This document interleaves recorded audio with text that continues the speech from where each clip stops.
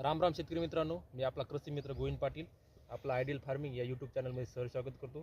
तर पाहू शकता आपल्या शेतामध्ये आज टरबूज लागवड चालू आहे. त्यासाठी आपण रोपाची निवड केलेली आहे. तर रोप लागवड करते वेळेस आपल्याला कशी काळजी घ्यायची आणि कशा प्रकारे आपल्याला रोपाची निवड करायची आहे. तर 15 ते 20 दिवस दरम्यान असलेले जे रोप आहे ते आपल्याला निवड करायचे आहे. तर हा 104चा स्टे आहे. तर बघू शकता आपल्याला आता रोप काढताना आपल्याला याला थोडं खालून असं पुश करायचं आहे. पुश केल्यानंतर याला आपल्याला स्टेमला पकडायचं आहे आणि अशा प्रकारे याला उचलून घ्यायचं आहे. पाहू शकता आपण सशक्त असं 15 दिवसाचा हे रोप आहे. 3 ते 5 पानावर आलेलं हे रोप आहे. सशक्त अशी याची जी रूट झोन आहे ते पाहू शकता आपण चांगल्या प्रकारे पांढऱ्या मुळे आहेत. अशा प्रकारे आपल्याला रोप आपल्या शेतामध्ये लागवड करायची आहे.